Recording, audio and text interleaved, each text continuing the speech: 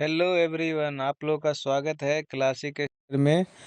आइए, अब हम लोग का ये कक्षा 10वीं का बायोलॉजी चल रहा है, जीव विज्ञान, जिसमें हम लोग पहले पार्ट में अति लघु उत्तरीय प्रश्न कर चुके थे। अब हम लोग का होगा लघु उत्तरीय एवं दीर्घ उत्तरीय प्रश्न, इसको भी कर लेते हैं। तो इसमें हम लोग का सबसे पहला क्वेश्चन लघु उत्तरीय में है, पढ़ लेंगे आप लोग। ये भारतीय वन में से हम लोग ले रहे हैं क्वेश्चन को। तो भारतीय वन का पहला क्वेश्चन है, पहले चैप्टर का लघु उत्तरीय में पढ़ेंगे, जीवों के लिए पोषण क्यों अनिवार्य है। तो इसका उत्तर होगा, हम लोग देखेंगे उत्तर क्या है। उत्तर होगा, जीवों के लिए पोषण अनिवार्य है क्योंकि यह निम्न कार्य करता है। ठीक है, यहाँ डैश लगा लेंगे। अच्छा, क्या क्या कार्य करता है? ऊर्जा प्रदान करता है, वृद्धि एवं मरम्मत के लिए आवश्यक पदार्थ उपलब्ध कराता है, शरीर की रक्षा प्रणाली को मजबूत करता है, साथ ही जीवन प्रक्रियाओं को चलाने में सहायता करती है। तो पहला क्वेश्चन का उत्तर हमारा हो गया है। अब हम लोग चलेंगे नेक्स्ट 2 नंबर क्वेश्चन पे, जिसमें हम लोग का है पोषण की परिभाषा लिखे। तो लिख देंगे क्या है। वह प्रक्रिया जिसके द्वारा जीव अपने भोजन को ग्रहण करते हैं और उसका उपयोग शरीर की वृद्धि, मरम्मत एवं ऊर्जा प्राप्त करने के लिए करते हैं, पोषण कहलाती है। ठीक है, इसको याद कर लेंगे। अच्छा, कोशिश करिए, इसको पहले पॉज कर लीजिए, फिर नोट डाउन कर लीजिए, ताकि आपके पास प्रॉपर नोट्स बना रहे और एग्जाम के वक्त रिवाइज करने में आपको कठिनाई ना हो। चलिए 3 नंबर क्वेश्चन देख लीजिए। 3 नंबर में क्या कह रहा है? 3 नंबर क्वेश्चन हम लोग का है, श्वसन में किन किन परिस्थितियों का होना आवश्यक है, इनके उपोत्पाद क्या है? तो क्या होंगे उत्तर देखेंगे हम लोग। उत्तर क्या है? स्वपोषण के लिए आवश्यक परिस्थितियां, क्या क्या परिस्थितियां होनी चाहिए? पहला, सूर्य का प्रकाश होना चाहिए, क्लोरोफिल होना चाहिए, कार्बन डाइऑक्साइड, जल, ये हमें होना चाहिए। अच्छा, हमें उपोत्पाद में क्या मिलेगा? ग्लूकोज और ऑक्सीजन मिलेगा। ठीक है जी, इसको इस तरह से लिखेंगे। आगे चलते हैं, 4 नंबर क्वेश्चन क्या है उसको भी देख लेंगे। जल्दी जल्दी थोड़ा हम आपको करवा दे रहे हैं, आप लोग आराम से वीडियो पॉज करिए, फिर नोट डाउन करिए। ठीक है, 4 नंबर क्वेश्चन पर ये, पोषण से आप क्या समझते हैं? क्या समझते हैं? उत्तर देखिए, वह पोषण जिसमें जीव अपना भोजन स्वयं नहीं बना सकते। ठीक है, जिसमें जीव अपना भोजन स्वयं नहीं बना सकते, बल्कि अन्य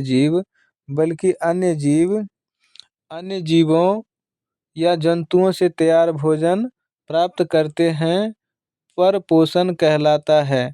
उदाहरण, मनुष्य, जंतु, कवक आदि। ठीक है जी। नेक्स्ट अब हम लोग का अगला होगा 5th नंबर क्वेश्चन, जिसको देखेंगे हम लोग। 5th नंबर क्वेश्चन करिए। 5th नंबर में कह रहा है, मृत जीवी पोषण किसे कहते हैं? किसे कहते हैं? उत्तर होगा, वह परपोषी पोषण जिसमें जीव मृत जीवों या सड़े गले कार्बनिक पदार्थों से भोजन प्राप्त करते हैं, मृत जीवी पोषण कहलाता है। कोई दिक्कत है? जैसे में देखेंगे कवक और बैक्टीरिया। ठीक है, आगे चलते हैं 6 नंबर क्वेश्चन। 6 नंबर क्वेश्चन को देखेंगे, बोल रहा है परजीवी। परजीवी पोषण क्या है? क्या है परजीवी पोषण? वह परपोषण जिसमें एक जीव दूसरे जीव के शरीर पर या अंदर रहकर उससे तैयार भोजन प्राप्त करता है, पोषद को हानि पहुंचाता है, परजीवी पोषण कहलाता है। जैसे कवक, टेपवर्म, जूं, आमाशय कृमि इत्यादि।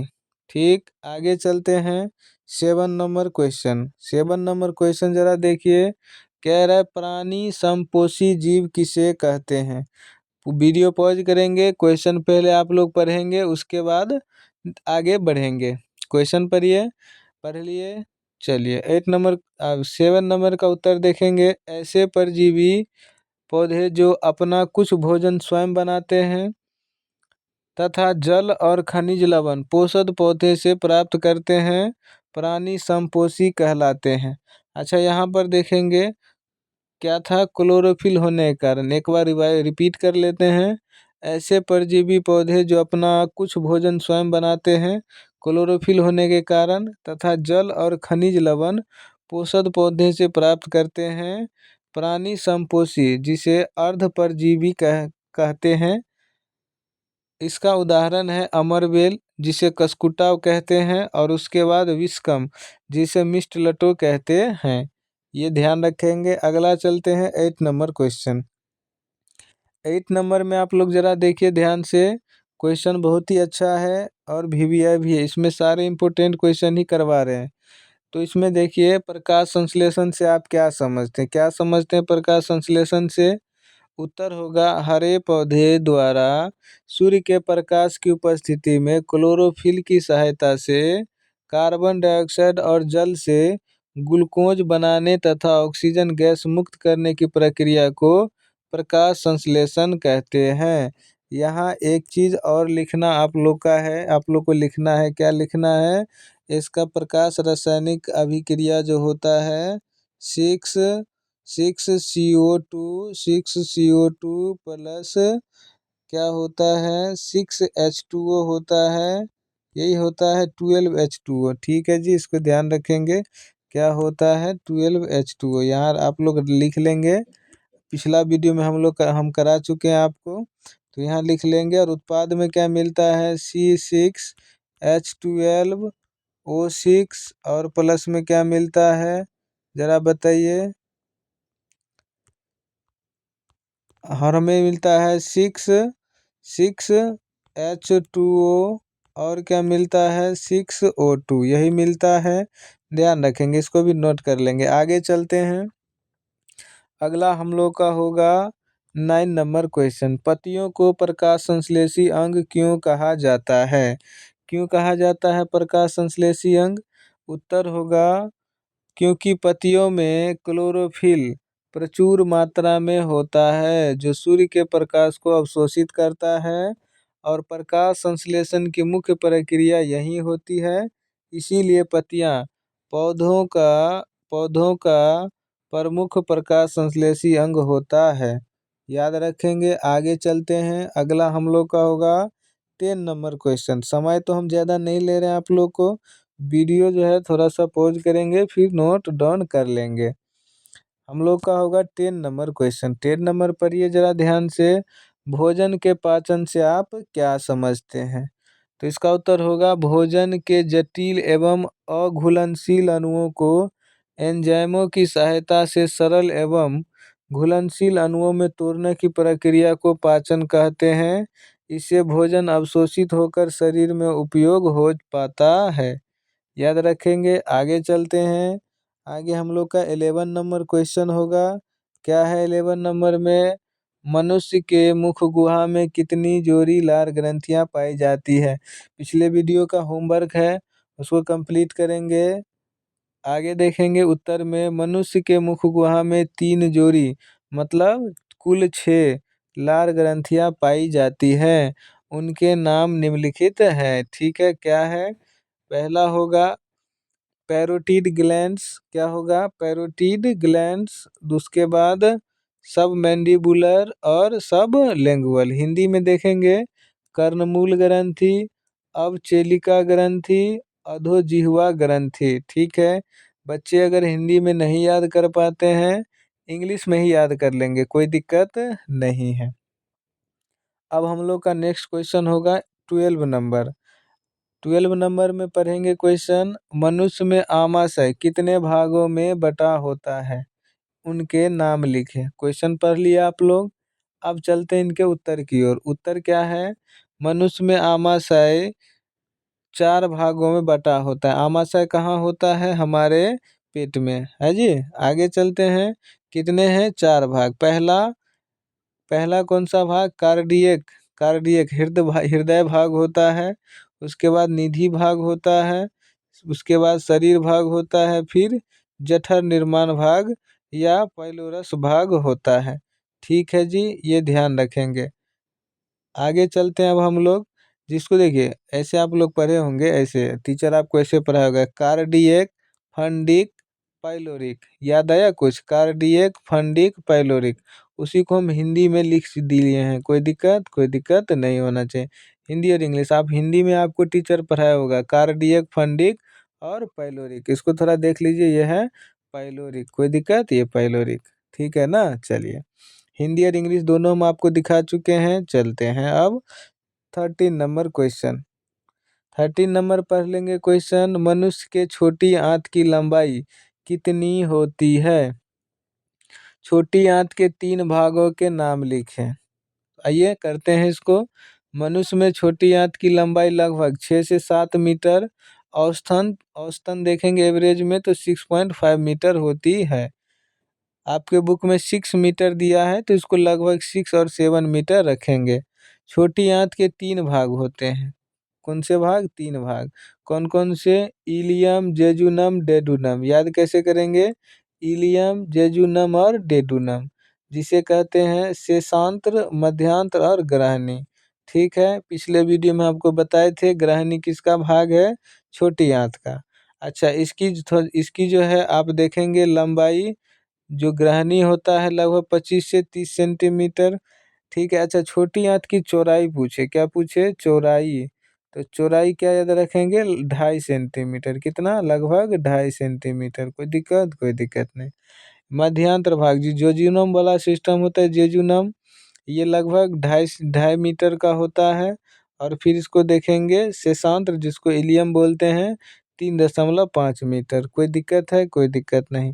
13 नंबर क्वेश्चन आप लोग समझ गए। आगे चलते हैं। अब हम लोग का होगा दीर्घ उत्तरीय प्रश्न। अब इस चैप्टर से हम लोग का दीर्घ उत्तरीय प्रश्न है, उसको भी देख लेते हैं। दीर्घ उत्तरीय प्रश्न थोड़ा ध्यान से करेंगे, थोड़े से बड़े क्वेश्चन हैं तो इसको ध्यान से वीडियो पॉज करिए, नोट डाउन करिए।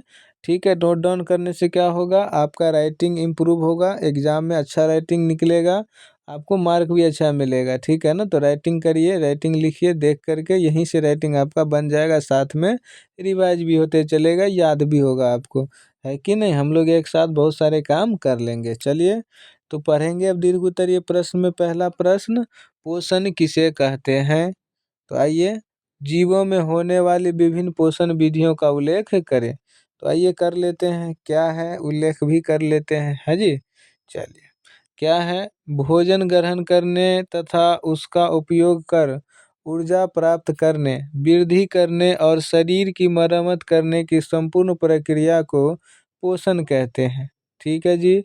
जीवों में मुख्यतः 2 प्रकार की पोषण विधियां पाई जाती हैं। कौन कौन से हैं? पहला है स्वपोषी पोषण। कौन सा? स्वपोषी पोषण, जिसे ऑटोट्रॉपिक न्यूट्रिशन कहते हैं। ये क्या होता है? हरे पौधे, शैवाल तथा कुछ जीवाणु अपना भोजन स्वयं बनाते हैं, उसे स्वपोषी पोषण कहते हैं। उसी प्रकार देखेंगे परपोषी पोषण, जिसे हेट्रोट्रॉपिक न्यूट्रिशन कहते हैं। इसमें मनुष्य आता है, सभी जंतु, कवक आदि अन्य जीवों से तैयार भोजन प्राप्त करते हैं।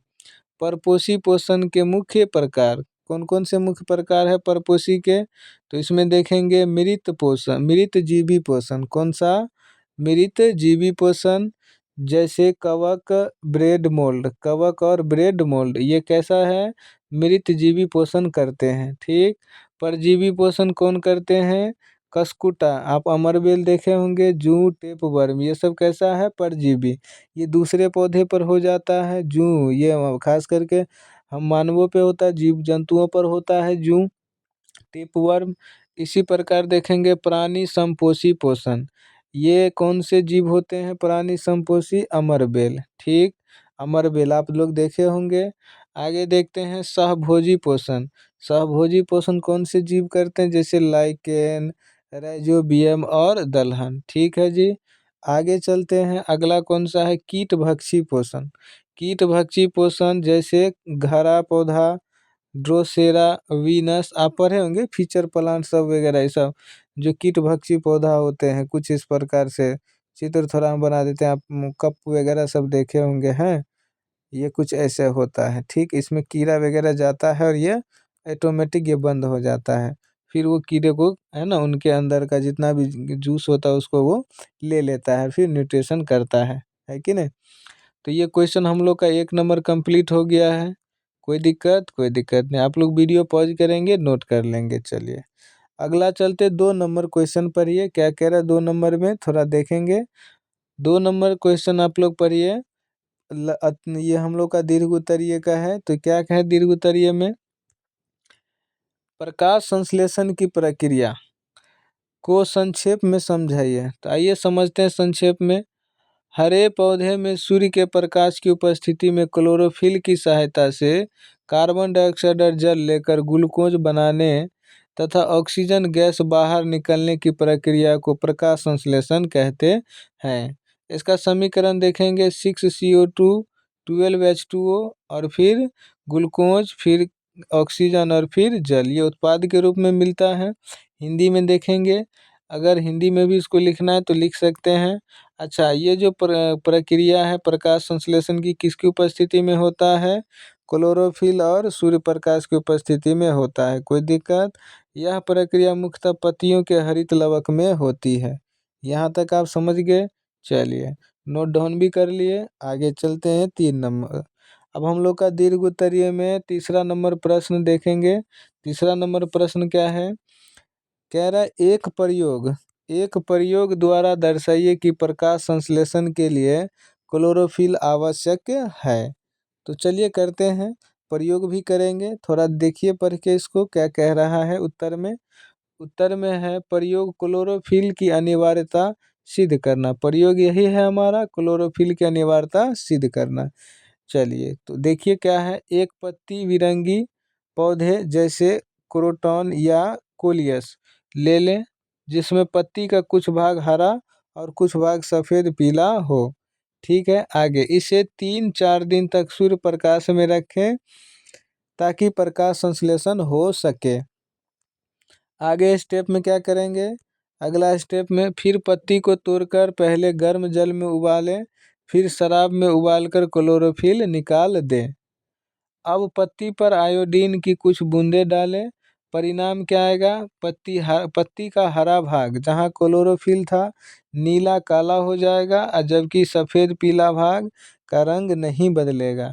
इससे यह पता चलता है निष्कर्ष, स्टार्च बनने के लिए क्लोरोफिल आवश्यक है। बात समझ में आया, तो हम लोग परीक्षण भी करके देख लिए। आगे चलते हैं 4 नंबर क्वेश्चन। 4 नंबर देखिए, दीर्घ उत्तरीय प्रश्न का 4 नंबर क्या कह रहा है, प्रकाश संश्लेषण के लिए CO2 कार्बन डाइऑक्साइड आवश्यक है। अच्छा, इसे साबित करने के लिए एक प्रयोग का वर्णन करें। चलिए करते हैं। उत्तर में देखेंगे CO2 की अनिवार्यता सिद्ध करना। ठीक है, अच्छा आइए करते हैं। 2 घंटी जार ले, ठीक है, दोनों में एक एक स्वस्थ पौधा रखें। उसके बाद जार ए में पोटेशियम हाइड्रोक्साइड की छोटी कटोरी रखें। यह CO2 कार्बन डाइऑक्साइड सोख लेता है। अच्छा, जार बी में पोटेशियम हाइड्रोक्साइड नहीं रखें। आगे क्या करेंगे, दोनों जार को कांच की प्लेट से ढककर 2 से 3 दिन सूर्य प्रकाश में रखें। दोनों पौधे की पत्तियों को निकालकर क्लोरोफिल निकालें और आयोडीन परीक्षण करें। परिणाम क्या आएगा, परिणाम में जार बी की पत्तियां नीली काली हो जाएगी, जार ए की पत्तियां रंग नहीं बदलेगी। निष्कर्ष ये होगा, प्रकाश संश्लेषण के लिए वायु से CO2 आवश्यक है। बात समझ में आ गया। तो 4 नंबर का भी उत्तर आप लोग देख लिए। अब हम चलते हैं 5th नंबर क्वेश्चन। समझ में आ रहा आप लोगों को? जी बिल्कुल समझ में आ रहा है। अगला अब हम लोग का होगा 5th नंबर क्वेश्चन। इसको थोड़ा देखेंगे क्या है 5th नंबर में, अमीबा का भोजन क्या है, क्या है, VVI कर लेंगे इसको ज़रा। ठीक है, वैसे तो सारे इम्पोर्टेंट है, लेकिन ये उससे भी ज़्यादा थोड़ा है। आइए करते हैं इसको। तो इसमें क्या कह रहा है, अमीबा में पोषण का वर्णन करें। अमीबा का भोजन क्या है और उनमें जो पोषण होता है उनका वर्णन करें। आइए करते हैं। उत्तर है, अमीबा का भोजन मुख्यतः एक कोशिकीय शैवाल, जीवाणु, डायटम तथा छोटे प्रोटोजोआ होते हैं। अमीबा पोषण की प्रक्रिया, अमीबा में पोषण की प्रक्रिया देखेंगे क्या है, यहाँ डैश लगा लेंगे। पहला है ग्रहण, पहला क्या है, ग्रहण। तो अमीबा भोजन को ग्रहण करेगा। अच्छा, अमीबा कूटपाद जिसे स्यूडोपोडिया कहते हैं बनाकर शिकार को घेर लेता है और उसे भोजन कोशिका में बंद कर लेता है। ठीक है, ये आप थ्योरी वाले में आराम से पढ़े हैं। अगर आप ऑनलाइन या ऑफलाइन पढ़ रहे हैं कोई दिक्कत नहीं है, कहीं से भी पढ़िए, आपकी तैयारी बेहतर होनी चाहिए। ठीक है, दूसरा देखेंगे पाचन। ग्रहण के बाद अगला कौन सा स्टेप है अमीबा में? पाचन। भोजन कोशिका में लाइसोसोम के एंजाइम मिलकर भोजन को पचाते हैं। अगला स्टेप में अमीबा क्या करता है? अगले स्टेप में अवशोषण करता है। अवशोषण कैसे करता है? पचा हुआ तरल भोजन कोशिका द्रव में विसरण द्वारा अवशोषित होता है। तो यहाँ से ऑब्जेक्टिव भी आता है विसरण। ठीक है जी। अच्छा, कहेगा अमीबा में जो भोजन का अवशोषण होता है किस विधि से? तो यहाँ देखेंगे विसरण द्वारा। ठीक, उसके बाद अमीबा में अगला स्टेप क्या है? अगला स्टेप है समपाचन। क्या है? समपाचन। अवशोषित भोजन को अमीबा कोशिका की वृद्धि और ऊर्जा के लिए उपयोग करता है। अगला स्टेप है अमीबा क्या करेगा? उत्सर्जन। तो उत्सर्जन में मल त्याग, अपचित भाग को शरीर के किसी भी भाग से बाहर फेंक दिया जाता है या निकाल दिया जाता है। तो ये क्वेश्चन कौन सा था? अमीबा में भोजन, अमीबा का भोजन क्या है हम लोग देख लिए, और अमीबा में पोषण का वर्णन करें, ये भी हो गया। चलिए अब चलते हैं 6 नंबर क्वेश्चन, जरा इसको देखेंगे 6 नंबर में क्या कह रहा है। 6 नंबर में पढ़िए क्वेश्चन जरा। 6 नंबर में मनुष्य के आहार नाल की रचना का वर्णन करें। तो इसको भी कर देते हैं। मनुष्य के आहार नाल, आइए, मनुष्य का आहार नाल लगभग 9 मीटर लंबा नालिका तंत्र है। इसके निम्न भाग होते हैं। आप लोग पढ़े होंगे, याद ही होगा। आइए थोड़ा सा कर लेते हैं इसको क्वेश्चन फॉर्म में। पहला है मुख गुहा। मुख गुहा में दांत, जीभ और 3 जोड़ी क्या होती है? लार ग्रंथियां। पीछे वीडियो में कर चुके हैं पिछला क्वेश्चन में।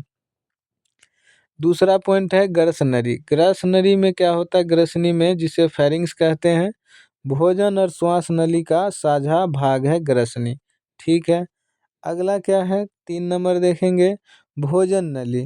भोजन नली जिसे ओसोफेगस बोलते हैं, 25 सेंटीमीटर लंबी पेरिस्टेलिसिस गति द्वारा भोजन नीचे ले जाती है, जिसे कर्मानुकुंचन कहते हैं। अगर यहाँ आपको दिक्कत आ रहा तो यहाँ क्या लिख लेंगे? कर्मानुकुंचन। क्या लिख लेंगे? कर्मानुकुंचन। हम लिख दे क्या? लो लिख देते हैं कर्मानुकुंचन। ठीक है, आप इंग्लिश में ही लिखेंगे कोई दिक्कत नहीं है, हिंदी में भी लिखेंगे कोई दिक्कत नहीं है। कर्मानुकुंचन लिख लिए। अच्छा, कर्मानुकुंचन द्वारा क्या होता है? गति भोजन द्वारा नीचे ले जाती है। ठीक, अगला देखेंगे आमाशय। आमाशय जे आकार का होता है। कौन से आकार का? जे आकार का होता है। ठीक है, इसके कौन कौन से भाग होते हैं? हृदय भाग, ठीक है, जिसे कार्डियक, फंडिक, पैलोरिक आप पढ़े थे। तो आमाशय के कौन कौन से भाग हैं? कार्डियक, फंडिक और पैलोरिक। हिंदी चाहे इंग्लिश किसी में भी आप लिख सकते हैं। आगे चलते हैं, फिर छोटी आंत आ जाता है। आमाशय के बाद छोटी आंत, ये लगभग 6 से 7 मीटर होती है। उसके बाद आ जाता है छोटी आंत के जो भाग होते हैं उसको भी देख लेते हैं। ग्रहणी, मध्यांतर और शेषांत्र, या इलियम, जेजुनम, डेडुनम। अगर आप लिखना चाहें इलियम, क्या लिखना चाहें? इलियम, इंग्लिश हिंदी में ही लिख लीजिए इलियम। ठीक है, इलियम, वीडियो पॉज करके लिख लीजिए जेजुनम, इलियम, जेजुनम, और उसके बाद डेडुनम। कोई दिक्कत है? कोई दिक्कत नहीं, डेडुनम लिख लिए। अच्छा, उसके बाद आता है बड़ी आंत। कौन सी आंत? बड़ी आंत। तो बड़ी आंत को देखिए, बड़ी आंत लगभग 1.5 मीटर की होती है, 1.5 मीटर। इसके कितने भाग होते हैं? इसके भी 3 भाग हैं। कौन कौन से? कौन सा है? अंधनाल, जिसे क्या कहते हैं? शीशम कहते हैं। क्या कहते हैं? शीशम। और उसी के साथ क्या होता है? परिशेषिका, जिसे अपेंडिक्स कहते हैं। इसको ध्यान रखेंगे। अगला है बृहदांत्र। बृहदांत्र, इसको कोलन कहते हैं। ठीक है, इसमें क्या होता है? आरोही, अनुप्रस्थ, अवरोही, ठीक है, सिग्मॉइड होते हैं। और अगला पार्ट होता है बड़ी आंत का मलाशय, जिसे रेक्टम कहते हैं। और लास्ट पार्ट होता है हमारे आहार नाल का गुदा वाला भाग, जहाँ से मल त्याग हो जाता है। तो ये क्वेश्चन भी कंप्लीट हो गया हम लोग का। चलिए एक बार देख लीजिए। अब चलते हैं 6 नंबर, बहुत ही अच्छा क्वेश्चन था, इसको ध्यान रखेंगे, कोई दिक्कत है? कोई दिक्कत नहीं है।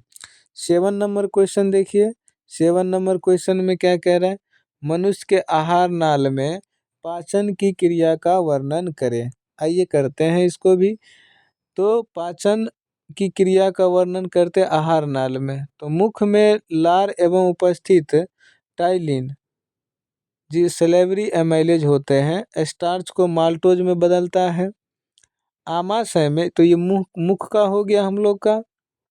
अब हम देखेंगे आमाशय का। आमाशय में गैस्ट्रिक रस होता है, पेप्सिन, रेनिन और HCl, आपको पता ही होना चाहिए। प्रोटीन को पेप्टोन में बदलता है, HCl अम्ल भोजन को कीटाणु मुक्त करता है और पेप्सिन को सक्रिय करता है। कोई दिक्कत? कोई दिक्कत नहीं। अगला पार्ट है हम लोग का ग्रहणी। ग्रहणी में देखेंगे ग्रहणी क्या काम करता है, तो ग्रहणी यकृत से पित्त रस वसा को इमल्सीफाई करता है। अग्न्याशय से अग्न्याशयी रस, अग्न्याशयी रस को याद रखेंगे, यहाँ से ऑब्जेक्टिव क्वेश्चन VVI कर लेंगे। अग्न्याशयी रस क्या है? ट्रिप्सिन, एमाइलेज, लाइपेज आता है। बात समझ में आया? अब चलते हैं छोटी आंत। छोटी आंत का क्या कार्य है? छोटी आंत आंतररस, जिसे इंस्टेटाइनल जूस या सक्कस एंटेरिकस कहते हैं, ये भी क्वेश्चन आया हुआ है। छोटी आंत, जी छोटी आंत से जो जूस निकलता है, रस निकलता है, छोटी आंत के रस को क्या कहते हैं? Succus entericus. में माल्टोज, सुक्रोज, लैक्टोज, पेप्टाइड आदि एंजाइम कार्बोहाइड्रेट को ग्लूकोज, प्रोटीन को एमिनो अम्ल और वसा को फैटी एसिड और साथ ही ग्लिसरॉल में बदलते हैं। इस प्रकार पाचन पूर्ण हो जाता है और अवशोषण के लिए भोजन तैयार हो जाता है। ठीक है, तो ये क्वेश्चन भी हम लोग का क्या हो गया? कंप्लीट। अब अगला होगा हम लोग का 8 नंबर। 8 नंबर जरा देख लेंगे। 8 नंबर क्वेश्चन कह रहा है, मनुष्य के आहार नाल का एक स्वच्छ नामांकित चित्र बनाइए। देखिए, हम आप लोग के लिए चित्र भी बना के लाए हुए हैं। लग रहा है कि हम बनाए हुए हैं? हाँ जी, हम ही बनाए हैं, तभी तो लाए हैं। आइए यहाँ देख लीजिए 8 नंबर में। 8 नंबर फिर से पढ़ लीजिए क्वेश्चन, मनुष्य के आहार नाल का एक स्वच्छ नामांकित चित्र बनाएंगे। तो यहाँ देखेंगे, तो चित्र चित्र यहाँ देखिए, यहाँ पे इस पे नहीं बन पाया था। ठीक है, चित्र नहीं बन पाया था, तो हम क्या कर लिए, हम अपने से चित्र यहाँ पे लेके आ गए। ठीक है, चित्र नहीं बन सकता है ना, चलिए इसको छोड़ देंगे। इस लाइन को थोड़ा सा, इस लाइन को हटा लेंगे, मिस कर देंगे। यहाँ से लिखेंगे, कहाँ से? यहाँ से। चलिए, आप लोग समझ गए ना? इस लाइन को नहीं, हम इरेज ही कर देते हैं। लो भैया, इरेज कर देते हैं ताकि आप लोग समझेंगे। लो, इसको इरेज कर देते हैं, कोई दिक्कत? लो, ठीक है, हो गया। ठीक, इस लाइन को इरेज कर लेंगे आप लोग। चलिए, लास्ट क्वेश्चन है अब हम लोग का, थोड़ा देख लिए। चलिए, यहाँ से लिखेंगे आप लोग, कहाँ से? यहाँ से। आपका उत्तर यहाँ से होगा। ठीक है, उत्तर यहाँ से लिखेंगे। क्या है? तो मुख गुहा, अच्छा बताइए, तो आहार नाल में कौन कौन से भाग होते हैं मुख्य? तो आप कहेंगे होता है मुख गुहा होता है, मुख गुहा, ग्रसनी, भोजन नली, आमाशय, यकृत, पित्ताशय, अग्न्याशय, ग्रहणी, छोटी आंत और बड़ी आंत, मलाशय एवं गुदा, यही होता है। साथ में लार ग्रंथि, पित्त वाहिनी, अग्न्याशय वाहिनी का भी तो यहाँ देखिए, यहाँ दिखाया हुआ है। आइए देख लीजिए, तो ये चित्र सिर्फ आपको बना देना था, आप आराम से चित्र बना लेंगे। चित्र में देख लीजिए, चित्र में क्या है? लार ग्रंथि, ग्रसनी, पीलिहा। अच्छा, जरा पीलिहा के बारे में बताइए, तो पीलिहा के बारे में, तो पीलिहा का काम क्या है? RBC का कब्रिस्तान, किसका? RBC, RBC, RBC, RBC red blood cell. तो RBC का कब्रिस्तान किसे कहा जाता है? किसे कहा जाता है कब्रिस्तान? तो ये कहा जाता है पीलिहा को। किसे? पीलिहा को। कोई दिक्कत? कोई दिक्कत नहीं। कब्रिस्तान, यहाँ पर जितने भी RBC डेड हो जाता है उसको यहाँ पे लाके रख दिया जाता है, और ये फिर पाचन के थ्रू जो है ना, फिर उत्सर्जन हो जाता है। ठीक, चलिए, तो इसमें देख लीजिए क्या क्या है। आमाशय है, अग्न्याशय है, कोलन है, रेक्टम है। इधर देखेंगे मुख गुहा, ट्रेकिया, डायफ्राम, अच्छा यकृत, फिर पित्त की थैली, छोटी आंत और अपेंडिक्स। चित्र बना लेंगे आप लोग। चलिए, तो अब हम लोग का हो गया है। तो पहला चैप्टर का पूरा क्वेश्चन कंप्लीट हो गया है। अति लघु उत्तरीय, दीर्घ उत्तरीय एवं है ना लघु उत्तरीय सारे क्वेश्चन आप लोगों का कंप्लीट है।